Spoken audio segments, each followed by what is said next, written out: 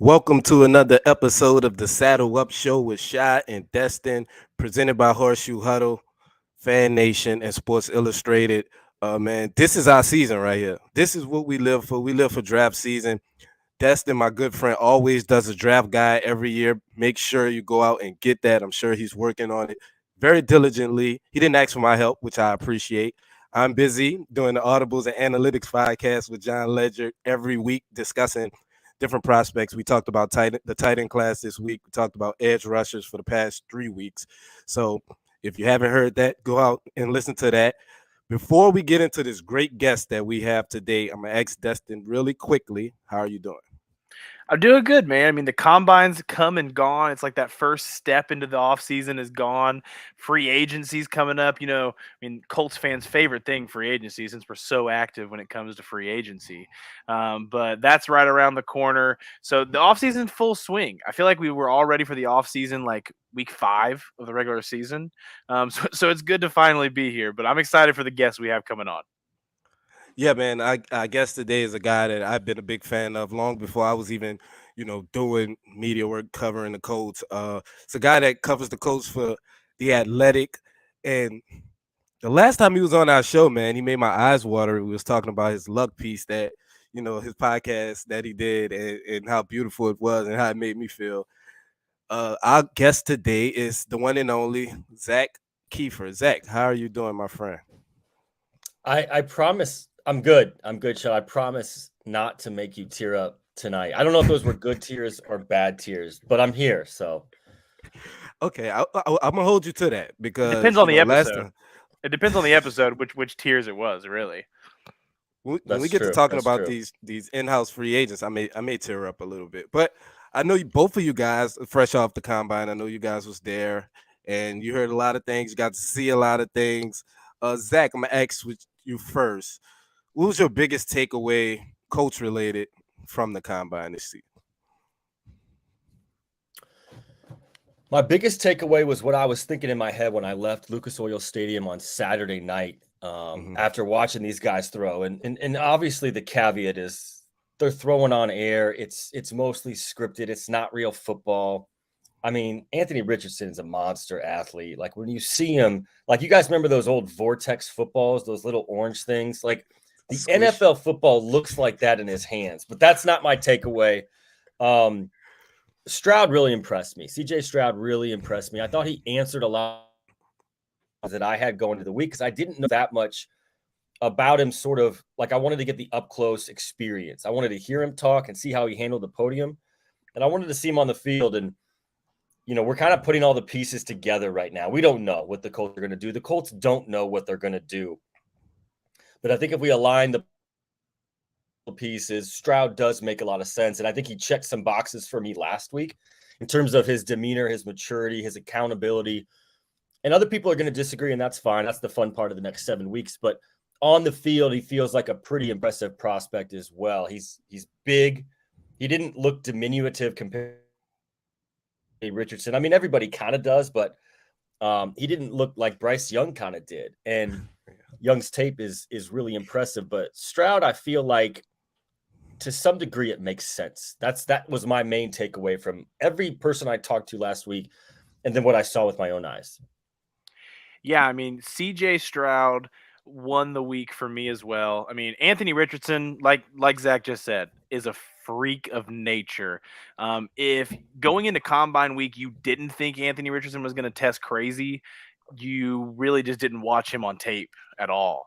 Now what he did was still super impressive. I mean, became the most athletic built body of work of any quarterback that's ever ran through the combine using the He's the most RAS athletic quarterback we've ever seen. Probably I mean, ever. prospect ever. ever. Ever. Like Yeah, exactly. And the crazy thing is, whenever you have these guys come through, usually they're a little bit smaller, and that's why they're so shifty, athletic.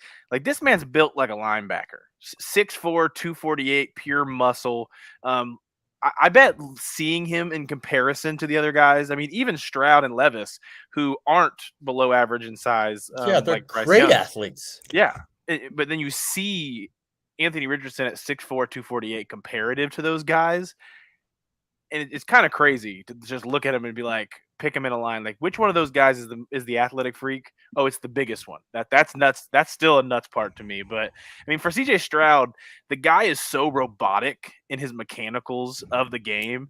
Like every Right. single pass, it was copy and paste, footwork, arms, It's very everything. repeatable, and I like that. Yeah, that's a good point. That's very repeatable, and the footwork was really solid. And he didn't look like he was straining to throw the ball 40 yards, right? Like, look, you guys watched every game last season. Like, it looked like the Colts quarterbacks were. Matt Ryan was laboring to get down the field, and they didn't have a great arm. And this dude was very smooth with his mechanics, and his footwork was really good. And he can just launch it. And that Richardson can too, and Levis certainly can too. But it was very compact, smooth, efficient motion with his throwing motion.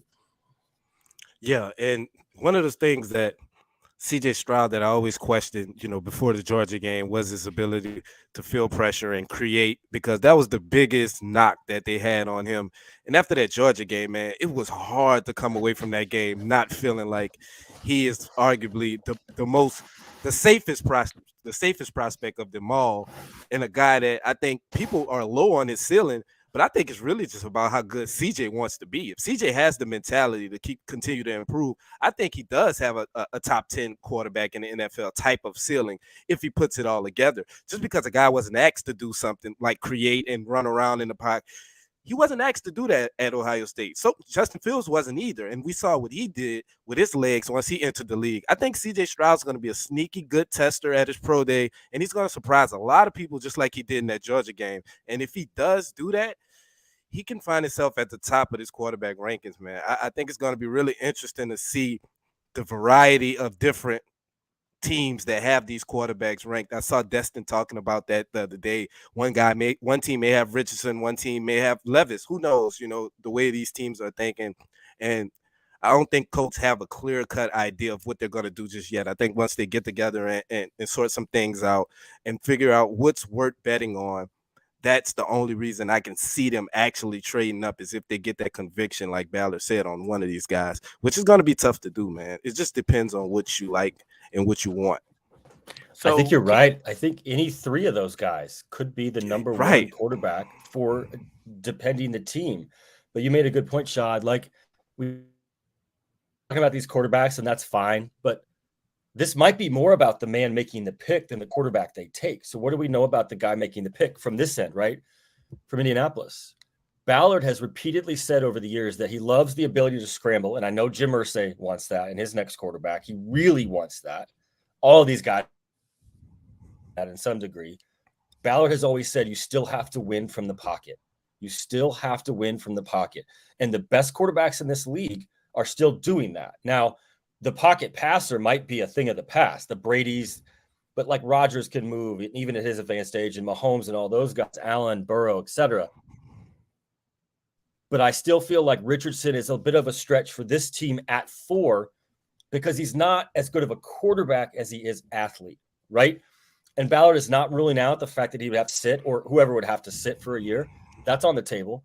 But you still have to win from the pocket. And Ballard really values accuracy, deep downfield accuracy. I think if you talk to a lot of people in this league, they value 2 things on top of the scrambling ability. It's legit like NFL accuracy, which not every guy has, and the ability to process quickly, obviously. Yeah. And if you talk to a lot of people about CJ Stroud, there are holes. None of these guys are perfect. He's a really accurate thrower. You like that.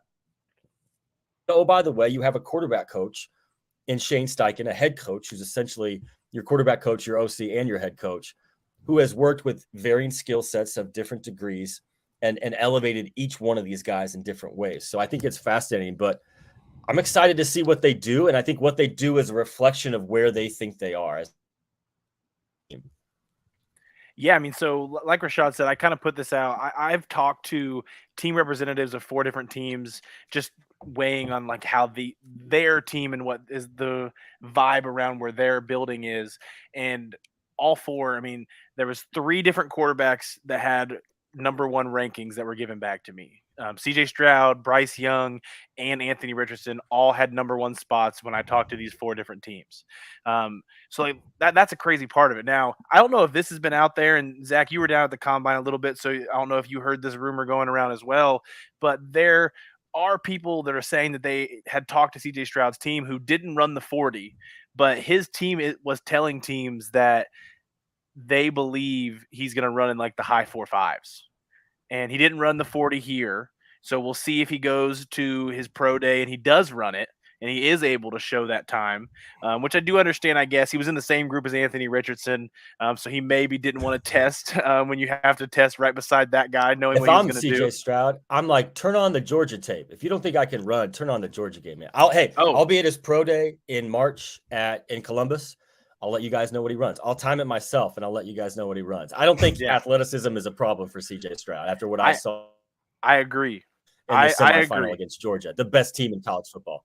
I agree. I think there's multiple games you could throw. The Georgia one, me and Rashad like to joke around that anytime we watch quarterback tape, we have to end with CJ Stroud versus Georgia just to put us in a good mood and in the day, because it's just like teach tape, just the entire game.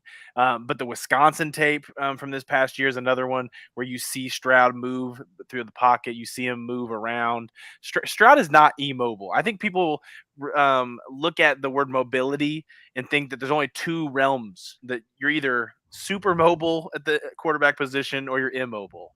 That's not the case. And I'm not saying that CJ Stroud is going to run that high 4.5s. The rumor going around that people are hearing is that teams were being told that Stroud's team believes he will run a high 4.5. And I mean, if he runs a high 4.5, Oh, he's the number one quarterback without a doubt. it's In not my even a opinion. con. You can't even use it as a con in his game anymore to say that he doesn't have the speed or the agility to move around. Like if you're running in the high 4.5s as a quarterback, I think people forget, because these freaks run in the 4.2, 4.3s at times, how fast that actually is. I mean, Patrick Mahomes at the next level, he ran a 4.8 at the combine.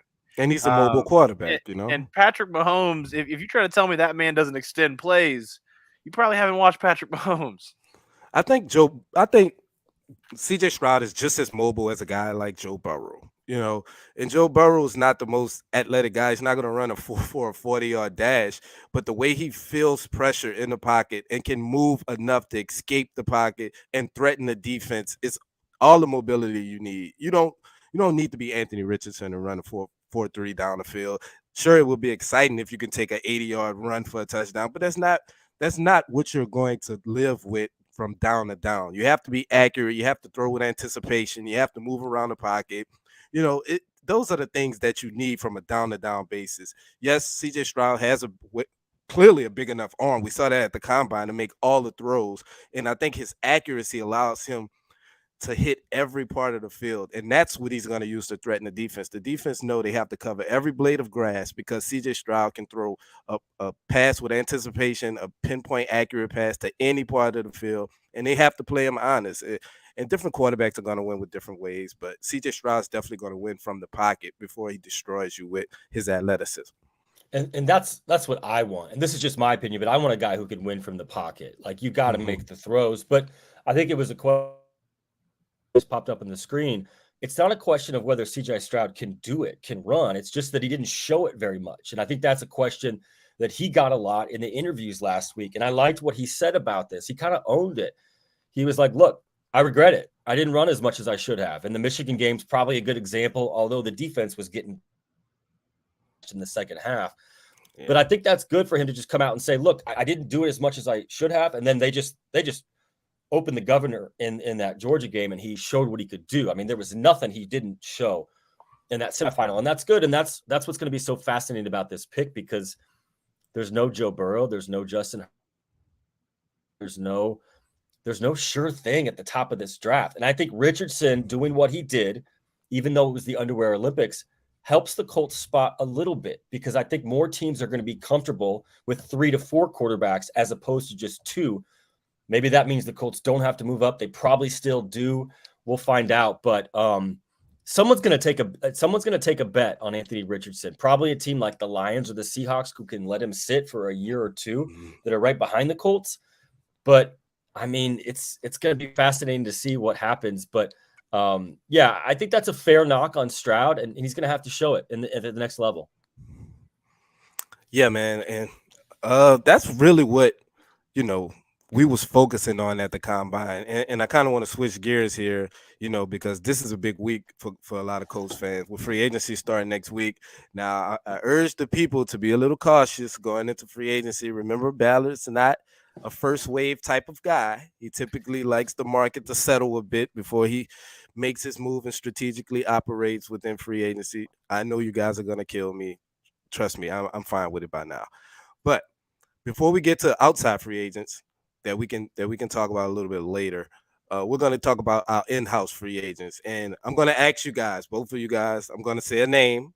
You guys say yay or nay on whether you think they'll be back. You can give a quick reason if you like. If it's one of those names that don't even intrigue you too much, you can just give whether you think they'll return, and that's it. I'm going to start off with Yannick Ngakwe. I say nay. I think Ballard is ready to roll with Dio and Quiddy at defensive end. It's a little bit of a gamble, but I don't think they're going to pay Ngakwe what he wants with these two young guys that are not totally proven, waiting for their chance. Yeah, I'm going to say nay as well. The Dio aspect. I also think the day two element of the edge rushers in this class are pretty solid. And I could see Ballard looking to add a piece there as well, and spend money elsewhere and let Yannick walk. And yeah, it makes sense. If Yannick was to walk, and like you say, Dio takes a big step, then you go get a kind of a veteran guy to play behind those guys. You can probably sign him for half the money you use on Yannick anyway. So that makes sense. That just makes total sense, actually. Next guy is an interesting guy, Taekwon Lewis. He's such a good dude, and he's Yeah. had such bad luck. I say no, simply because of injuries. Like in a perfect world, if Taekwon stayed healthy the last 2 years, he's such a good rotational piece. But you can't bet on him, and he's finished 2 years in a row on IR. And you love to have him as your fifth or sixth guy, but you just can't bank on him. And I just him coming back.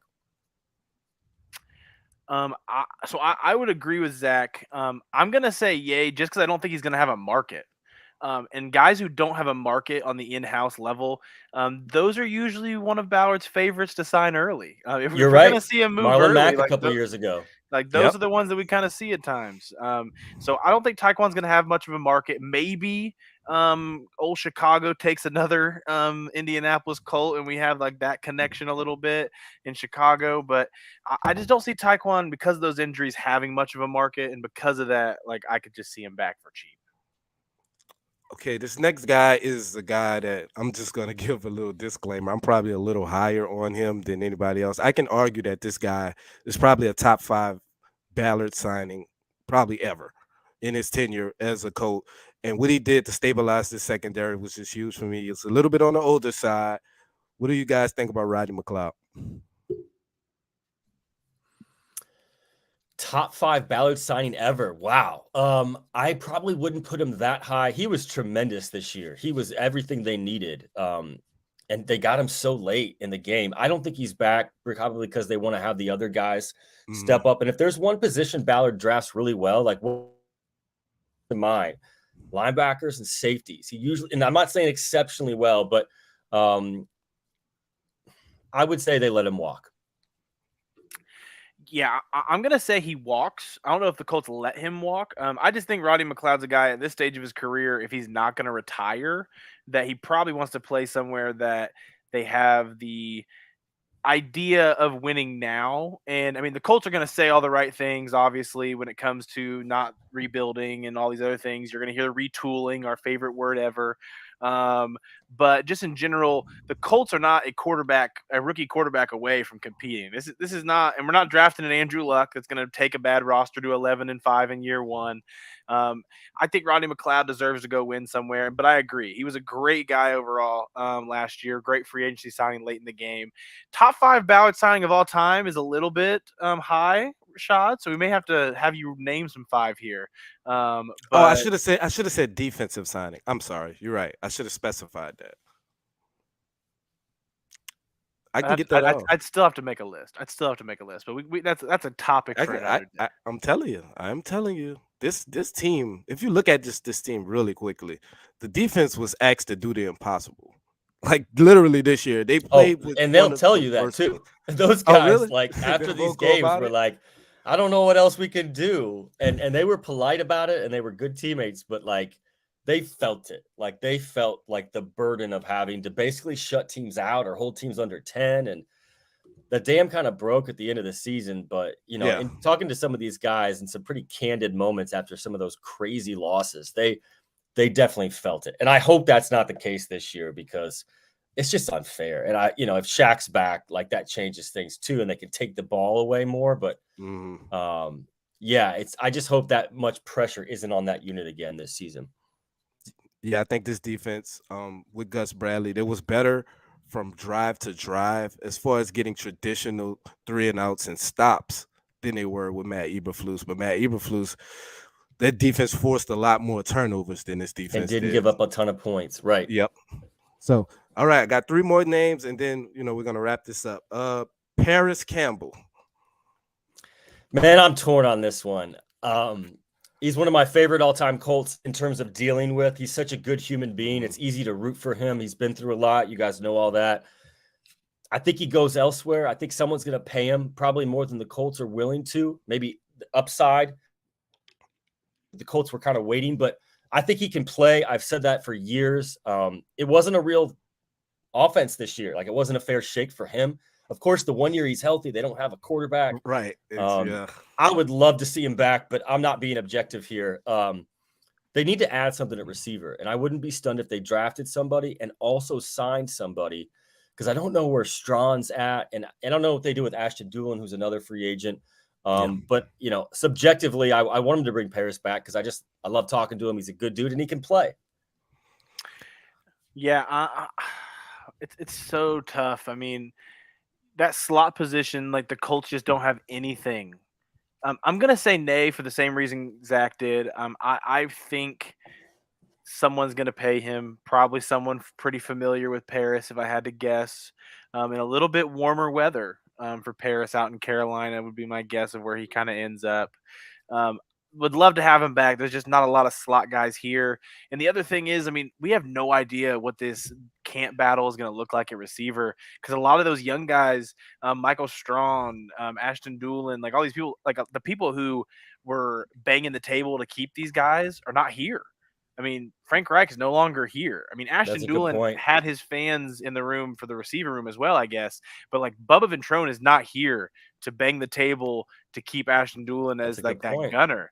So like you have all these questions on Ballard likes him. Ballard does that like Ashton. I like Ashton Doolin too. I'm a big gunner is a real position. I'm just gonna keep talking about it. Nobody wants to, but Ashton Doolin is an elite gunner, and that matters. I would love to see Paris back. I just don't think he does. Yeah, and the last 2 guys, they're in the same position group, of course. I know both you guys know where I'm going with this. We'll start with Bobby Okereke first, and then we'll hit EJ Speed last. So, what you guys think about Bobby Okereke? He's going to be a Chicago Bear. Yeah. I'm not breaking any news here. I don't know if that's going to happen. I've talked to Bobby a lot about this at the end of the season. He's always been really good to talk to. Look, a lot of those guys love Flukes, man. They love playing for him. They love the scheme. Bobby's as a smart guy. He's not going to just jump at the most money. He's going to let this play out. One of the guys he talked to about free agency was Stephon Gilmore, who took his time when he signed with the Colts last year. And I think, like I said a minute ago, Ballard can draft linebackers. You can make your complaints about Ballard, and they're valid. He's missed on some big-time positions on the offensive side of the ball and at defensive end and all that. But he's drafted well at linebacker. And I think the fact that Shaq is assuming coming back, Zaire Franklin just had 1 billion tackles and showed that he could play, not just be a backup. He needs to play. He's good. And I think to answer your next question, Sean, I think you bring EJ back because he can play. He's a good special teamer. And he's got those long arms and those traits you like. And he's going to be cheaper than Bobby. So I think you let Bobby walk. I think you keep EJ Speed. Yeah, Makes I a ton of agree sense. on just about everything. I think Bobby's a Chicago Bear. I mean, I wouldn't say I was as certain as I was that when Al-Qadim Muhammad became a free agent last year, There but was no doubt, right? it's Yeah, pretty no. close. Like I feel like Bobby, with all that money they have in Chicago and Eberflus, and the need to let Bobby play that spot in what's a very important spot in that Eberflus defense, going over there, it just makes too much sense. And the EJ Speed, I would love to keep him. I think Bubba Ventrone's going to be banging the table to get him in Cleveland. I do. For that special team aspect of it. I also think Ballard's going to be trying hard to get him back. It's just going to be about that number. Because at the end of the day, the linebacking spot after, I mean, is Shaq going to be ready for week 1? Who knows? I don't think they know. So then if he's not ready and you let both of them walk, we have Zaire Franklin. I'm a big JoJo Doman JoJo guy. don't. I know some people. Rashad's gonna. I like JoJo. I do. I'm really curious to see what he looks like on the defensive side more. But JoJo Doman right there, and then a lot of question marks at linebacker after that. Are we drafting 4 linebackers? I'm sure Chris would love to. I'm sure Ballard would love if someone gave him He the would green light love to to draft that many. defensive linemen and linebackers. That would Yeah, be his just every yeah. time. Like, what's a dream. quarterback?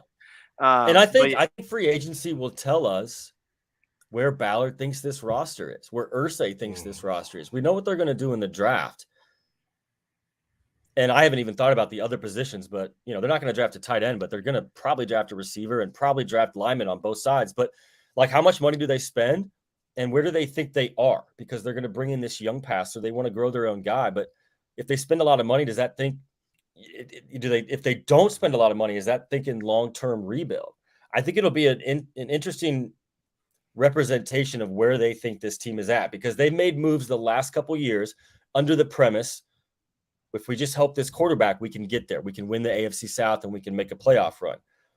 But I don't think they're going to make any Stephon Gilmore moves this offseason, right? I don't think they're going to make moves like that where they sign a veteran because they think they're close, because they're not. They're just not close. So, Zach, I know you got to head out soon. I just want to ask one more question. This is one that you probably don't even want to answer. If you had to call your shot, do the Colts trade up for a quarterback? I'm not going to make you name who the quarterback would be. Do the Colts trade up? And if you think they trade up, where do you think they would trade up to? At spot 1, 2, or 3? Sure. I think they trade up. Yeah, I think they do. It's interesting because I think Houston wants Bryce Young. And if the Colts zero in on CJ Stroud, it depends on where they think their competition is for Stroud. Because ideally, Ballard just sits where he is. He doesn't want to give up a 2. He really values 2s, and he's hit on some 2s before. And he certainly doesn't want to give up the 1 next year because he needs it. He's only made 2 first-round picks. Am I right? Kwity Paye and Quentin. Am I right? And Malik Hooker. We're back in the day. Yes. Oh, Malik yeah, Hooker, his very first draft. Pick. Yeah, 3 first-round picks in 6 years. You need these blue chip players. They haven't had enough of those. Yeah, I think they move up, but I think they do it with a guy in mind.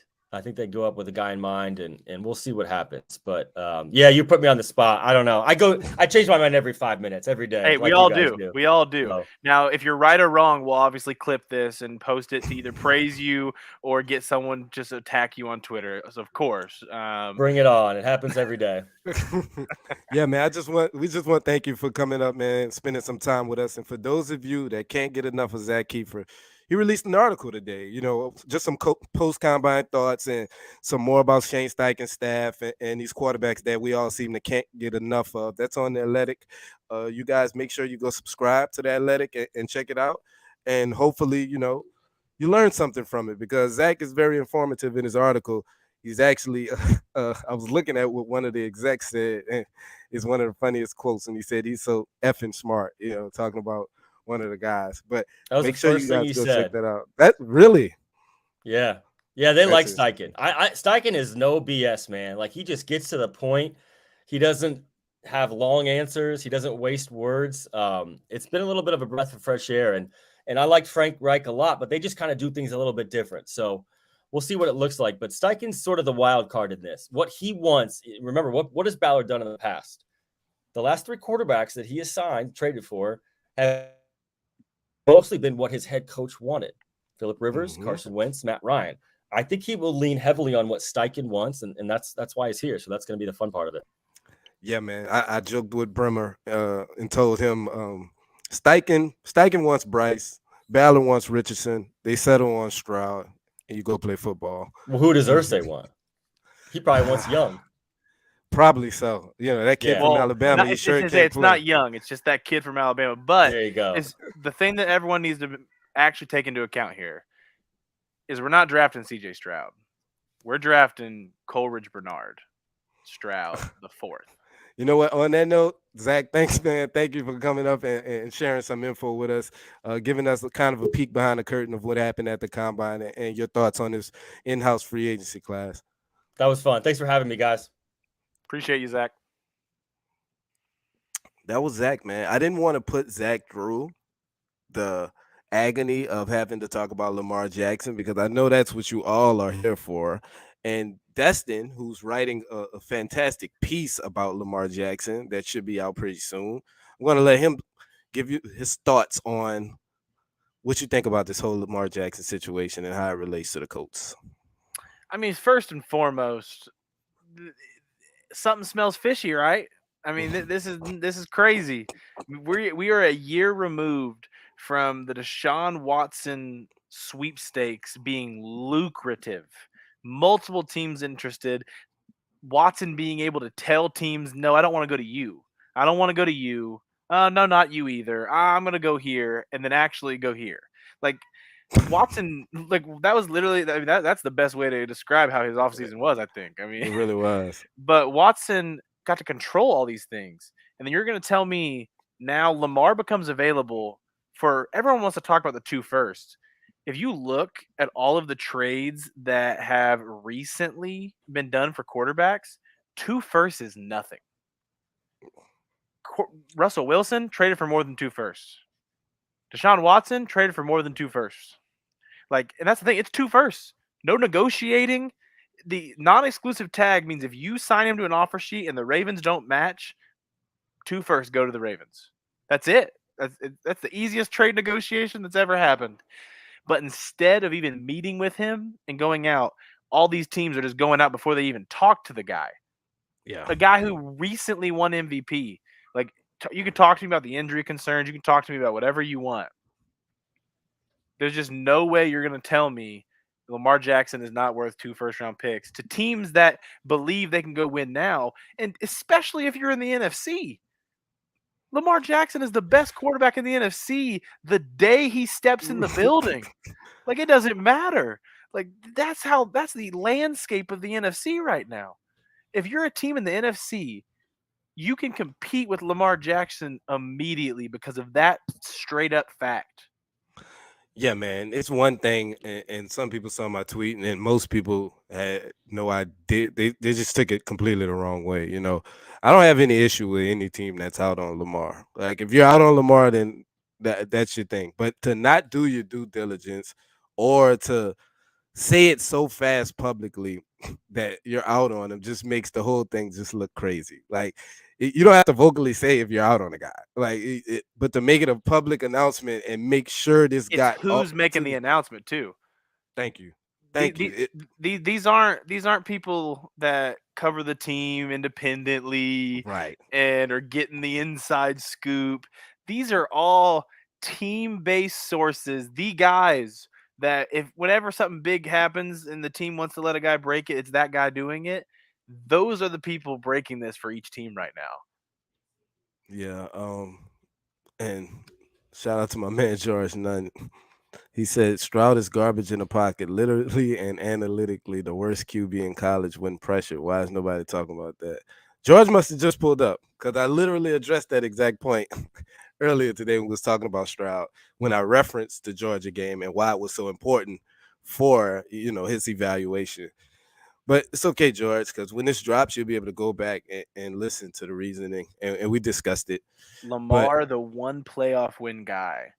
Well, I'll tell you this: Lamar wins more than one playoff game when his first game is against Daniel Jones, Geno Smith, Brock Purdy, instead of Justin Herbert, Joe Burrow, Patrick Mahomes. That's all I'm going to say. Yeah. So let's discuss. Let's take our first Twitter question because we have a ton of them, and we're gonna try to hit as many as we can in this short amount of time that we have left because we had a guest. So I'm gonna start off with at primetime Calico. His question was: so since the combine, is there a clear cut favorite at the QB position? You got to pick one. And I guess he asked a part two to this question. Said, did any guy surprise you at the combine?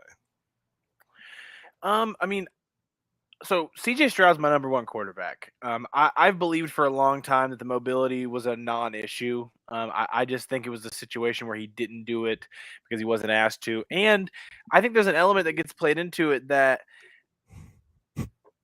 quarterbacks of color kind of get placed in this category of being running quarterbacks all the Hmm. time. And you don't want to be stereotyped as that because that's a negative. So, I mean, if you don't run enough, it's a negative. If you run too much, it's a negative. We saw Lamar Jackson the entire draft process getting called a running back and saying he had to move positions because he ran. I mean, people are still picking Anthony Richardson apart after what he did at the combine because they just don't think he's ready as a passer. So, to me, CJ Stroud, I think, has a little bit of everything. I think CJ Stroud is the closest thing to being a sure thing guy in this class. And I think that's what Ballard is going to swing for. I do. So, I mean, I asked him earlier, but I think the Colts will trade up for a guy as well. And I think if they do trade up for a guy, it'll be for CJ Stroud. Yeah, man. He just raised his stock so high. I mean, but just by doing what we known him to always do throughout, the pretty much the bulk of his career. Whenever it would have been less. It would have been more surprising if he wasn't accurate, and throwing dimes all over the field. That actually would have got our attention a lot more than him going out there and just continuing to do what he's done on tape. That's the good part when you see a guy in person and it reflects everything you saw on the tape. That's the validation you need, and that gives you the confidence to rank a guy accordingly and feel good about your evaluation of him. Anthony Richardson, we all knew that he was going to be a big riser throughout this process. This is the type of situation that benefits him to a T. Going out there and showing his athleticism. It's not many people on the earth that can compete with him athletically. Just what he can do at his size and the speed and the power that he has. And he went out there and he threw the ball fairly decent. He didn't show anything that I didn't think he can do already. It just pretty much confirmed everything we saw on the tape. I still feel like Bryce Young is QB1 for me. I have CJ Stroud as QB2.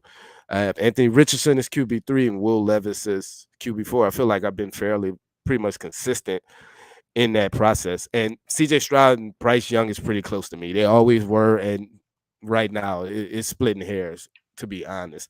But I just like what Bryce can do as far as the way he creates in the pocket. I just trust him more to give me a bucket in tight situations. And that, to be honest, the combine said doesn't show that off, so that's not Bryce's strength out there. Just lining up in shorts and shirts and throwing with these guys who are a lot bigger and stronger than him. So that's pretty much how I feel about that. What do you think Stroud's playing weight actually is? I will say he weighed in better than I thought he would, even after having to add weight. And who knows how much water weight that was. All I'm going to say is there's probably a reason he decided not to test with that weight. But what do you think his playing weight actually is, Rashad? I think he's probably gonna play at 215. I Oh, think so he's you, gonna so play. you think so you think he's going to get bigger when he plays? Yeah, yeah. I think because in the NFL, he's gonna want to put on a little strength, especially if he plans to run more. I think if he's planning to run more, he has a type of frame that can actually hold weight. So it's not like a Bryce Young situation. I think he's gonna want to get a little bigger and get a little stronger, especially if he's gonna be mobile in the NFL. When he's taking a lot more hits than he ever took at Ohio State. Yes, I mean I'm the opposite. I think he's going to play in like the 185s, probably back to what he was playing in college. I think that's where he's more I comfortable. thought you said C.J. Stroud. Oh no, Bryce Yeah. Young. I'm Oh, saying okay. Bryce Young measured in higher than I thought he would. Oh, at 204. Yeah. Yeah. Oh no. No, Bryce will play at about 190. 187, something like that in that range. I I, thought you was I, talking I about think CJ I Stroud. think he'll get back down to where near that. I don't know if he'll get all the way back there by the pro day, but I bet he's going to run at his pro day. He's going to do some more of the drills, Hmm. just to kind of show it off a little bit now that he's back to his a little bit better playing weight. But I also probably bet he's not going to elect to weigh in at the pro day. Oh, of course not. You that'd be conflicting reports, and you don't want that. What do you He- weigh, Bryce? Check the combine. I'm 204 for the rest of my life. Yeah. Um, but going on here to another question. Y'all are funny in the So we chat, just talked man. about Lamar. So just to talk about it a little bit specifically for the Colts, we didn't really touch on that. Any possible way the Colts could be in on Lamar? This person who is at Gotya13x, Hmm. he would trade the 4 JT and Shaquille Leonard for him himself. So what do you think of the at Gotya13x? Um, so he got you 13 times. That's a lot. That's a lot. That's the word on the Uh, streets. You're snitching up here. That's what you're doing. You're telling on people. I guess. Nah, I'm gonna give him a 6. I'm cool with the name. Got you 13 times. I'm sure you have a reason on why you picked 13 specifically, but until I know it, I can't bump you no higher. But I give you a 6 for that name. Yeah, I mean, I'm gonna stick with like the first name, last name ish area. So I'm gonna go with the 6.5. I like it. At got ya, would be better if it was like at got ya hat or something. Hmm. But we will see. What's the measurement on Destin's t-shirt collar this episode? I mean, it's not too bad. It's like a dry fit shirt though, so it kind of sits. I mean, I know Yeah, it's actually pretty good. I am one to pull and move on my collar a little bit, but no skin for you guys tonight. Don't worry. I'm not showing off too much, but Thank God it's no skin for you guys tonight. but back to the question: any possible way the Colts could be in on Lamar? And then if you want to share your thoughts on his package of the 4 JT and Shaq, feel free. Well, considering the specific tag that Lamar has, it's going to be 2 first rounders. I don't think it's going to be any players involved. That's just standard procedure. That with the specific type of tag, you got the non-exclusive tag. Um, that Baltimore gets a chance to match whatever contract anybody's offering him. If they don't match it, then they get awarded 2 first round picks. It's not really much room for negotiation in that regard. Yeah, I mean, we talked about that earlier. That like that's just like what the package would be. Mhm. And otherwise, I mean, kind of I said earlier. I mean, the only teams that should be in on Lamar are teams that believe you go get Lamar, you're ready to win right now. And I really stress the NFC aspect of it. Like I think AFC teams drafting the quarterback when you have the element to do it is probably the smarter route because you need to get the next sure thing and go that route. The NFC is so wide open. I just think I could name 7 teams in the NFC that you could add Lamar Jackson to and then do what is necessary around it to compete in that conference this year. Like with Mhm. just that move, like Lamar Jackson does that in the NFC. So I don't think the Colts should be in on him. But that's not an inkling of me not thinking Lamar is talented enough to do so or not worth 2 first. I think the Colts are in a very unique situation where they have pushed off the drafting a guy for so long that now that you're in this striking distance at the 4 pick in a class that has 4 guys that, in my opinion, are first round picks no matter the year. This is not because of the quarterback class that they're Right. first round picks. They are first round prospects. You have 4 of those guys in this class. It just makes too much sense for the Colts to stay put and do it.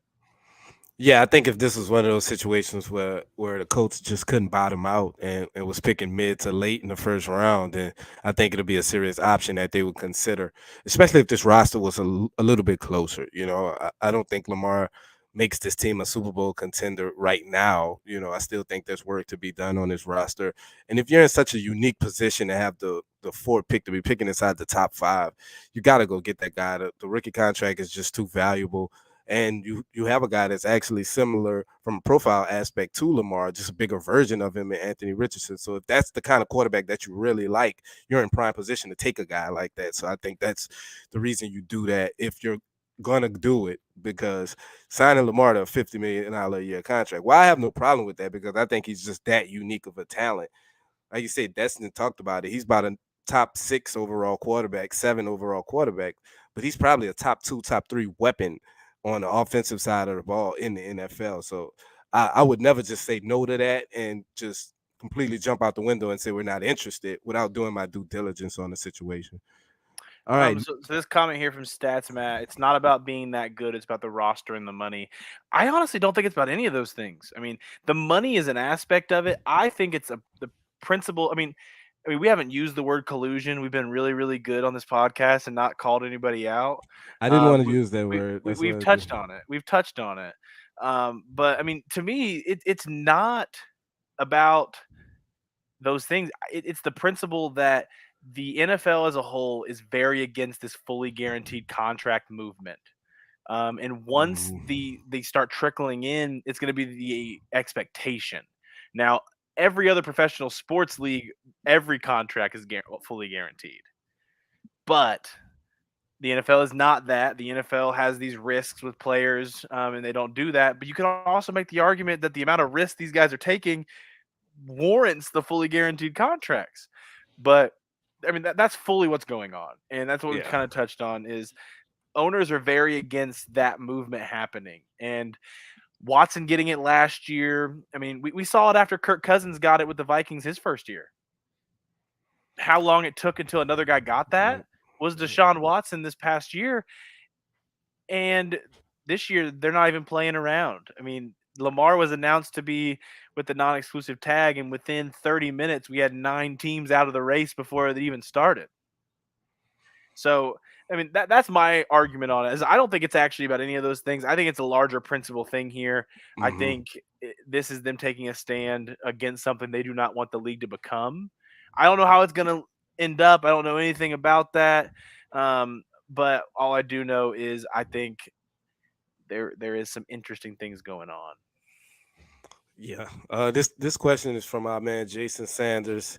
He say he didn't get his new at name rated. He has that actually in the question. His at name is at HTX Hoosiers. So I'm assuming that's Houston Texans Hoosier from Indy. Probably lives in Houston. Oh, he actually said that in the question. Yeah, he's from Indy, lives in Houston. What you giving that at name? That's a fire at name. I think I might go 7 with this one. If he's also an IU fan, this is a 7.5.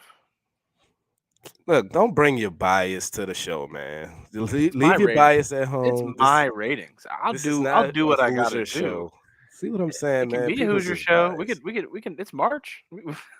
I'm letting anybody know if you got the word Trojans for USC, I have to specify what kind of Trojan I'm referring to here.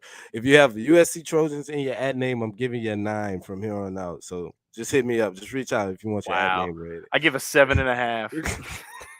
Not go to the extreme.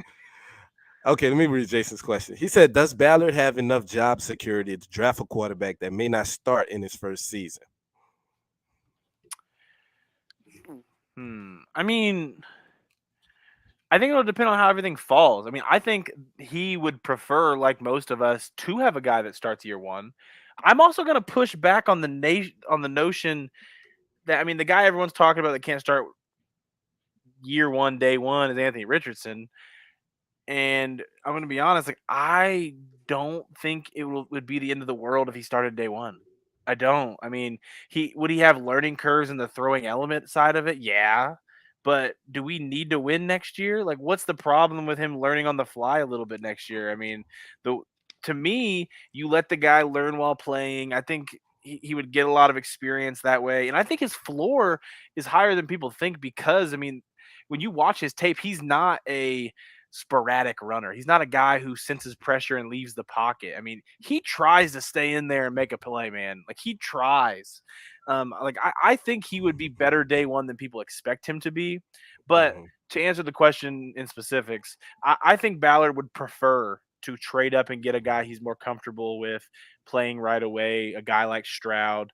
I just can't see Ballard going a size outlier in Bryce Young, but Bryce Young, talent wise, is my second best quarterback.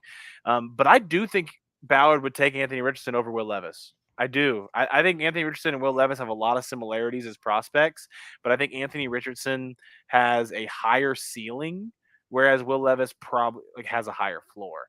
And I think in that element, in where you are in the AFC and the landscape of it, if those two are the guys and they stay at 4, he would take Anthony Richardson.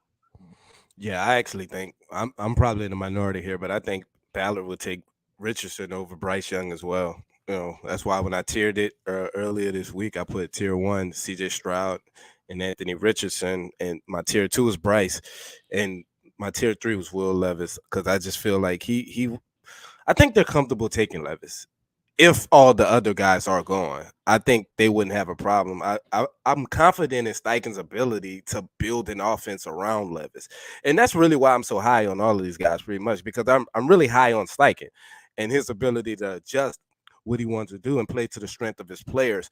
And when you have a coach that can do that, all of these guys are going to pretty much hit their floors. And what you're really trying to do is see if these guys have the work ethic and mindset to kind of reach their ceilings. So my thing is, if you're just going to bet on a guy, then you bet on you gamble on a guy like Richardson. If you want to be safe, then you take a guy like C.J. Stroud and you go out there and play football. But I don't think we have time for any more questions. I think this is good enough time that we have to head out because it's pretty close to 7 o'clock. They have another show starting in a second. So I just want to thank y'all, man. Thank y'all for tuning into the live. I want to thank Zak Keefer again for pulling up on us. Destin, do you have anything you want to shout out? I know you're working on a couple of articles right now. Destin, you're on mute. Damn it, we almost did it. All the way to the end. I made it all Almost. the way to the end. I have a couple pieces. There was a top 30 interview kind of leaked today of a Colts prospect to be looking out for. I'll be touching on that. That should be out in the morning. We talked about Lamar Jackson's fit with the Colts today, but I'm going to dive into that a little deeper as he's now a non exclusive franchise taggee. So we're going to get to figure all that out. But the combine's over, guys. Mock drafts are going to be ramping up. Make sure you guys are following everybody's stuff at Horseshoe Huddle. Make sure you're following myself. Make sure you're following Rashad. Make sure you're following Drake, Andrew, Zach, Jake, Arthur. Make sure you guys are on all that things, guys. And who knows? I've heard that the SI team could be going on the road to be at some of these upcoming draft events coming up. So make sure you guys are on the lookout. Yeah, I'm about to blow up Jake's phone as we speak. So I need to get there. There's places I gotta get. There's places we need you at. We need to touch all of these places and see these guys for the very last time before they become professional athletes, and Because I'm transfer sure the over to the Colts are using NFL. our tweets to indicate who they're going to draft. Well, I don't know, Destin. The last time when he broke the Shane Steichen news, I saw your tweet up there. You're getting famous. You're getting They got my Hollywood on me, they got man. my notifications on, guys. I don't know what to tell you. Uh, I almost said something. I'm in this broadcast, and I'm gonna let you know what I really think about that BS. But shout out to Stats Matt. He said shot in a new suit. I got one. I really just went bought one last week, For the and occasion. I don't know when I want to break it out. It got to be something special. Last year was for the draft. Who knows? Maybe I end up in Kansas City for when we take C.J. Stroud. Until next week, we'll holler at you guys then. Thank y'all for pulling up. We will see y'all next week. Peace.